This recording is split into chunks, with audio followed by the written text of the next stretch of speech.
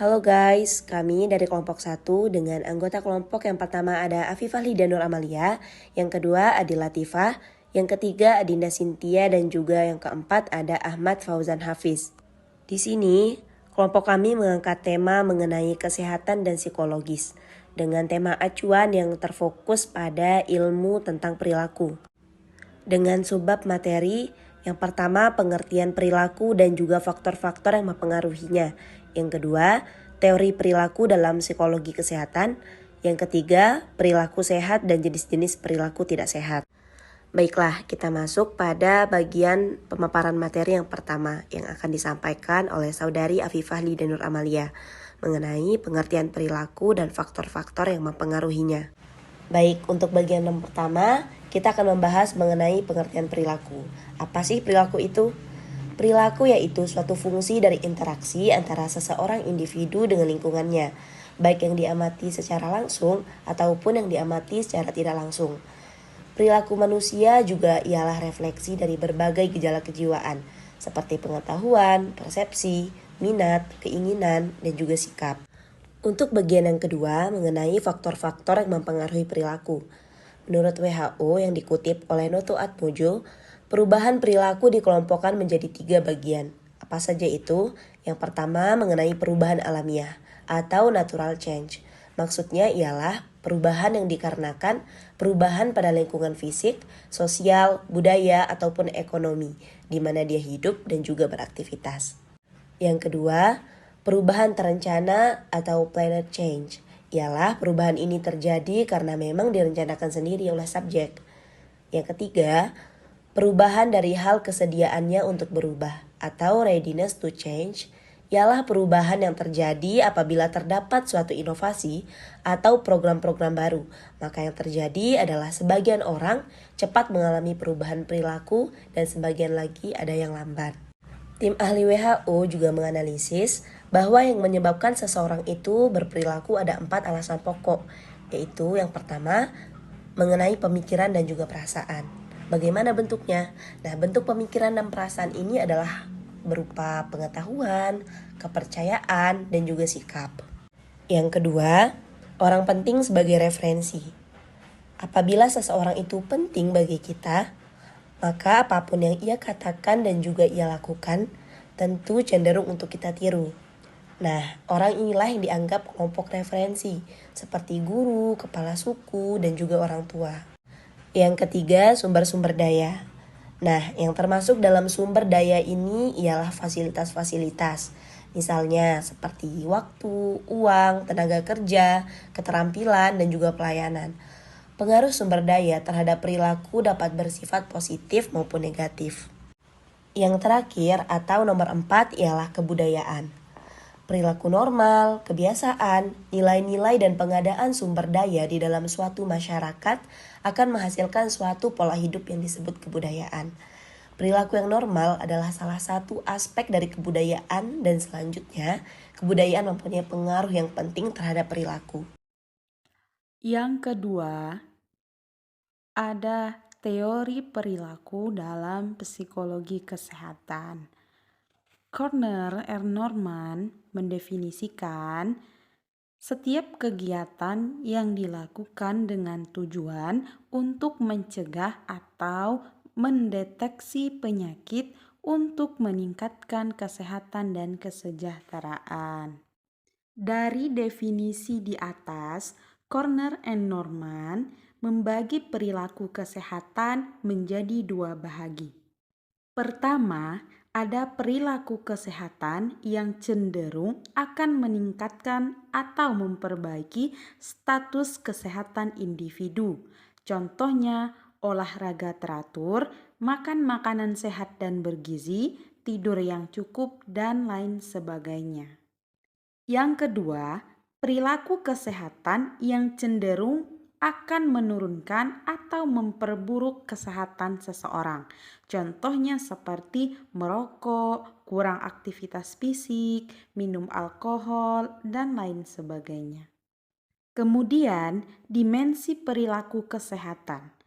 Menurut Alonso, terdapat 4 dimensi perilaku kesehatan. Pertama, preventive health behavior, yaitu perilaku kesehatan yang bersifat preventif atau mencegah munculnya keluhan kesehatan. Contohnya seperti imunisasi, mengkonsumsi makanan sehat, vaksin, dan lain sebagainya. Jenis yang kedua ada detective health behavior. Perilaku kesehatan ini bersifat detektif atau mendeteksi keluhan kesehatan, seperti mengikuti screening sindrom metabolik. Contohnya seperti cek gula, cek tekanan darah, cek kolesterol. Yang ketiga, ada health promotion behavior, yang mana perilaku kesehatan ini bersifat promotif atau meningkatkan status kesehatan. Misalnya, melakukan aktivitas atau gaya hidup tertentu yang bermaksud memelihara dan meningkatkan status kesehatan.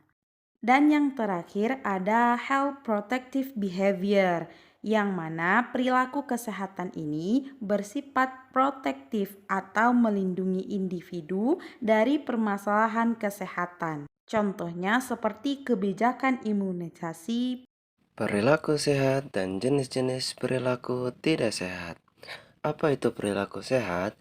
Perilaku sehat adalah perilaku yang dilakukan seseorang untuk meningkatkan dan mempertahankan kesehatan semua aktivitas atau kegiatan seseorang, baik yang diamati maupun yang tidak diamati, yang berkaitan dengan pemeliharaan dan meningkatkan kesehatan.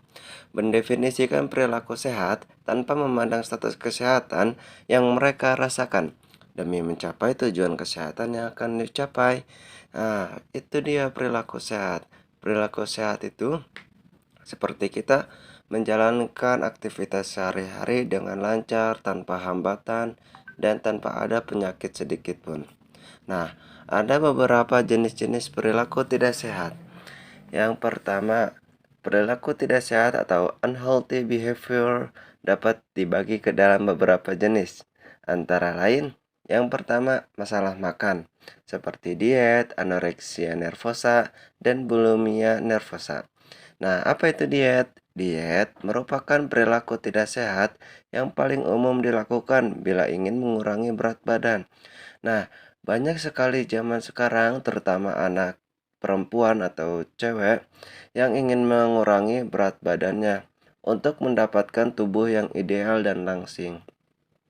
Nah, selanjutnya ada anoreksia nervosa, yaitu gangguan makan yang ditandai gangguan citra tubuh yang berat dan usaha mati-matian untuk menjadi kurus, seringkali sampai pada titik kelaparan.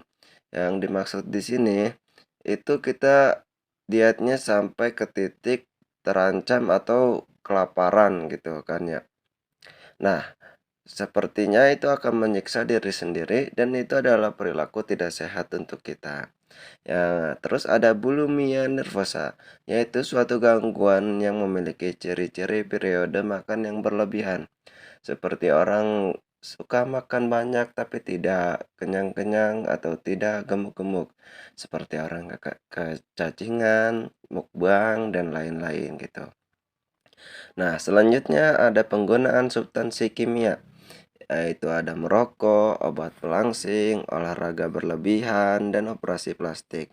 Nah, itu merupakan zat-zat kimia yang tidak bagus untuk tubuh dan tidak bisa dihimpun oleh tubuh untuk mendapatkan vitamin, protein, dan sebagainya. Nah, lanjut. Sekarang ada beberapa contoh perilaku sehat. Yang pertama adalah perilaku hidup bersih dan sehat atau disingkat PHBS, yaitu misalnya seperti rajin mencuci tangan, nyapu-nyapu rumah, bermain dengan aman, dan lain-lain. Membersihkan segala lingkungan yang ada di sekitarnya. Nah, terus ada penggunaan air bersih. Nah, air bersih ini sangat penting untuk kita. Seperti kita untuk minum, untuk mandi, untuk merebus airnya untuk menjadi obat dan sebagai lainnya. Nah, terus juga untuk toilet, karena toilet ini adalah salah satu penyebab utama kita sakit gitu. Karena di situ banyak kuman dan bakteri yang ada di situ, makanya kita harus sering bersihkan toilet kita. Nah, terus ada membasmi sarang nyamuk. Nyamuk ini atau jentik-jentik ini biasanya berada di dalam genangan air yang ada di dalam botol, toples, pokoknya di setiap genangan. Nah, makanya kita harus membersihkan genangan tersebut. Lanjut, ada perbanyak konsumsi air putih. Air putih ini juga sangat penting untuk kita untuk menghindari dehidrasi dan sebagainya agar kita selalu sehat dan bersemangat saat menjalankan aktivitas. Nah, terus ada olahraga teratur. Nah, ini juga salah satu penting untuk melakukan perilaku sehat. Nah, seperti contohnya kita push up, jogging, lari pagi, sit up dan sebagainya. Itu untuk membugarkan tubuh kita. Selanjutnya ada meditasi. Meditasi penting untuk kejiwaan kita, kepikiran kita untuk selalu fit dan fresh saat menjalankan aktivitas. Yang selanjutnya ada perbanyak makan buah dan sayur.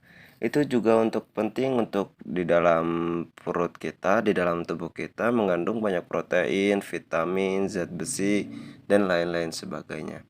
Sekian, terima kasih. Wassalamualaikum warahmatullahi wabarakatuh.